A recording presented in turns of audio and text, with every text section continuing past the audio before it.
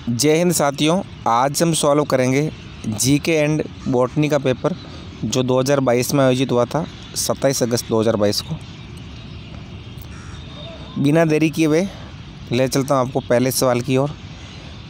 पहला सवाल है BWHW से क्या अभिप्राय है? शुष्क उष्ण मरुस्थलीय जलवायु। ये दोस्तों BWHW है जो राजस्थान के जैसलमेर, बाड़मेर, गंगानगर जो पश्चिमी ज़िले हैं यहाँ होता है। और उसके बाद में आएगा BSHW, आपको कंफ्यूज नहीं होना है। नागौर उच्च भूमि की औसत ऊंचाई मीटर में निम्नांकित में से कौन सी है? 300 से 500 मीटर ऊंची है नागौर उच्च भूमि, ये भी आपको ध्यान रखना है। ये राजस्थान के जलवायु प्रदेश में आएगा। 10 जलवायु प्रदेश है, उसमें से एक नागौर उच्च भूमि भी है। अगला सवाल है, निम्न में से राजस्थान में 1857 की क्रांति के दौरान डूंगरपुर रियासत का शासक कौन था? दोस्तों डूंगरपुर रियासत का शासक उदय सिंह था। मदनपाल की बात की जाए करौली के थे, विनय सिंह अलवर के थे, राम सिंह ये कोटा के थे, एक राम सिंह द्वितीय थे वो जयपुर के। हुरडा सम्मेलन में कौन सा शासक सम्मिलित नहीं हुआ? ये सवाल डिलीट हुआ क्योंकि ये सारे हुए थे करौली, किशनगढ़, बीकानेर, कोटा, चारों ऑप्शन में से। इसके अलावा जोधपुर जयपुर वाले ने करवाया था जय सिंह ने। कुल 7 रियासतों के राजा शामिल हुए थे। अगला सवाल है, इतालवी विद्वान टेसिटोरी या कई जगह टेरिटोसी लिखा आता है, निम्न में से किस क्षेत्र में अपने योगदान के लिए जाने जाते हैं? ये राजस्थानी व्याकरण पर लेख लिखा है इन्होंने, इसलिए जाने जाते हैं। और इनका जो कार्य क्षेत्र था वो बीकानेर था। अगला सवाल है, निम्नलिखित झीलों में से कौन सी झील मीठे पानी की नहीं है? ये भी आपको बताना है मीठे पानी की झील कौन सी नहीं है। देखिए दोस्तों, छापर जो ताल झील है ये चूरू ज़िले में पाई जाती है। लूणकरण बीकानेर के अंदर, ये दोनों खारे पानी की है। नक्की झील माउंट आबू सिरोही मीठे पानी की है। और नौलखा झील ये बूंदी ज़िले में स्थित है, ये मीठे पानी की है। तो 2 ऑप्शन ही हो गए, तीसरा और चौथा। आप दोस्तों ये है या नहीं है उन पे एग्ज़ाम के टाइम में ऐसे टिक कर लिया करें ताकि आपके दिमाग के अंदर रहे कि कौन सी है या कौन सी नहीं है। कई बार सही नहीं पढ़ने की वजह से अपना सवाल गलत हो जाता है। किस रियासत में गोकुल भाई भट्ट ने प्रजामंडल आंदोलन का नेतृत्व किया था? तो सिरोही प्रजामंडल के थे गोकुल भाई भट्ट, आपको ध्यान रखना है। चंबल नदी का जल अपवाह क्षेत्र राजस्थान में कितने प्रतिशत है? ये करीबन 20.90% है। देखिए दोस्तों, चंबल नदी का जल अपवाह क्षेत्र राजस्थान में ओनली 20.90 है, बाकी मध्य प्रदेश और उत्तर प्रदेश में। निम्नांकित युग्म जिलों में से कौन सा युग्म राजस्थान में सर्वाधिक लिंगानुपात और सबसे कम लिंगानुपात की दृष्टि से जनगणना 2011 के आधारानुसार सही है? डूंगरपुर और धौलपुर है। सबसे अधिक लिंगानुपात है डूंगरपुर का 994 है और सबसे कम आएगा धौलपुर का। धौलपुर के बाद सेकंड कम आएगा जैसलमेर का। धौलपुर का है 869।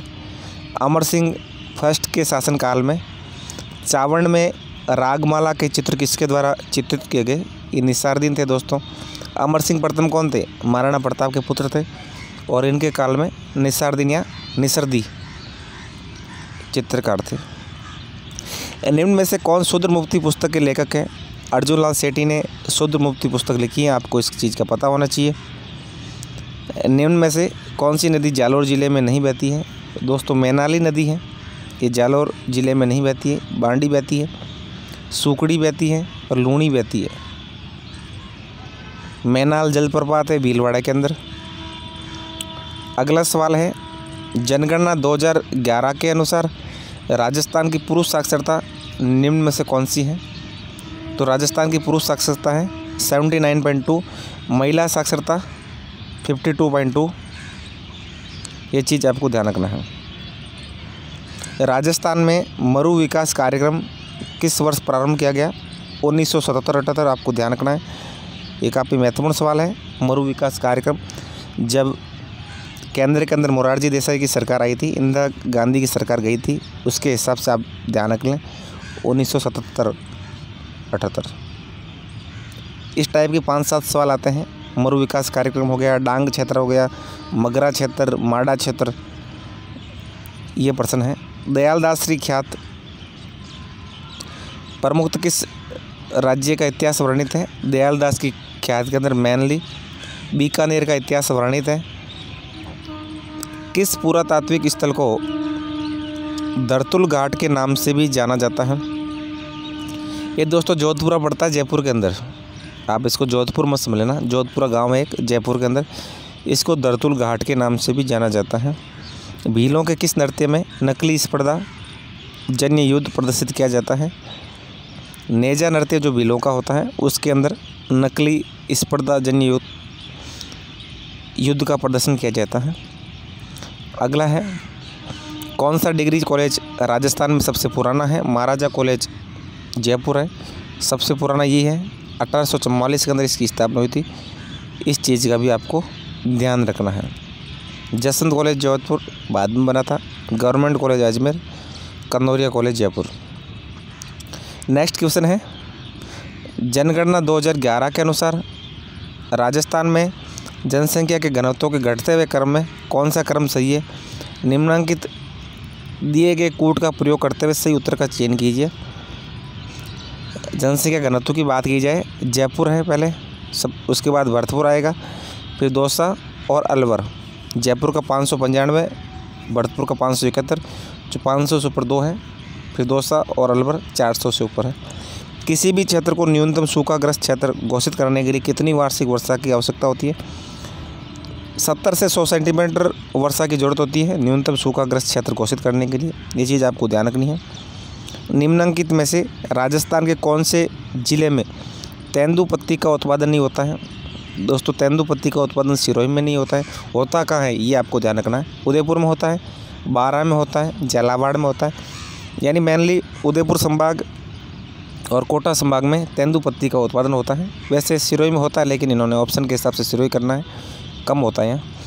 अगला सवाल है, 2011 की जनगणना के अनुसार राजस्थान में ज़िले का कौन सा युग्म उच्चतम और निम्नतम विकास दर दर्शाता है?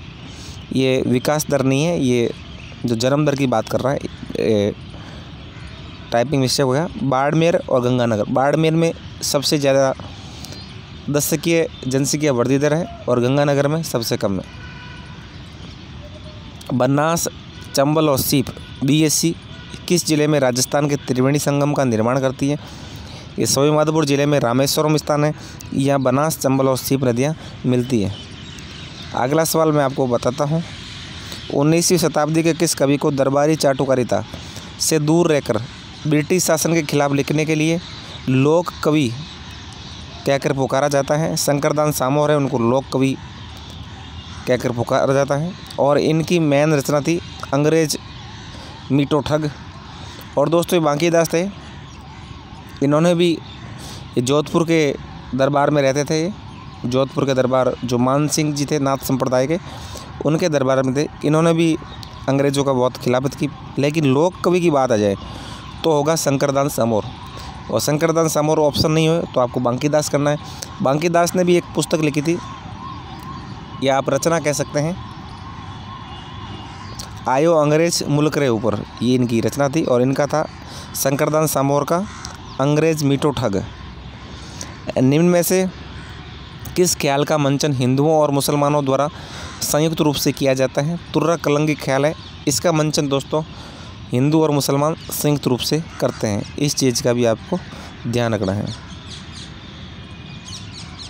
निम्न में से कौन राजस्थानी काव्य भरतवेश्वर बाहुबली गौर के रचयिता है? तो वज्रसेन सूरी है दोस्तों, जो भरतवेश्वर बाहुबली गौर के रचयिता हैं। चंद्र बरदाई ने पृथ्वीराज रासो लिखा था। दीर्घकालीन अकालग्रस्त क्षेत्र के अंतर्गत राजस्थान के निम्नलिखित जिलों के समूह में कौन सा सही है? गंगानगर, पाली और चूरू दोस्तों सही है। गंगानगर, पाली और चूरू में दीर्घकालीन अकालग्रस्त क्षेत्र था। जयानक रचित पृथ्वीराज विजय में एक शासक की प्रशंसा में लिखा है कि उसने पुष्कर पर आक्रमण करने वाले 700 चालुक्यों को मार गिराया। ये कौन थे शासक? ये पृथ्वीराज प्रथम थे। पृथ्वीराज तृतीय हम ज़्यादातर पढ़ते हैं, लेकिन ये पृथ्वीराज प्रथम थे जिन्होंने चालुक्यों को मार गिराया। पृथ्वीराज तृतीय का कभी भी चालुक्यों से सामना नहीं हुआ। इस चीज़ का आपको ध्यान रखना है। अगला सवाल है, नाकोड़ा पर्वत को निम्नलिखित में से किस और नाम से जाना जाता है? दोस्तों, नाकोड़ा पर्वत है जो कहाँ पाया जाता है? बाड़मेर के अंदर। इसको 56 की पहाड़ियाँ के नाम से जाना जाता है। 56 की मैदान की बात की जाए तो प्रतापगढ़ में आएगा। कवि राजा बांकीदास किस शासक द्वारा संरक्षित राजकवि थे? ये वापस आ गया, जोधपुर के मान सिंह के संरक्षण में थे। दोस्तों, इसी के साथ ये हमारे आज के 30 प्रश्न पूरे होते हैं। उसके बाद ये सब्जेक्ट का पेपर आ गया। आपको मेरा वीडियो कैसा लगा है? यदि आपको मेरा वीडियो अच्छा लगा है तो वीडियो को लाइक करें, चैनल को सब्सक्राइब करें तथा अपने दोस्तों के साथ अधिक से अधिक शेयर करें। आज के लिए बस इतना ही। जय हिंद, जय भारत।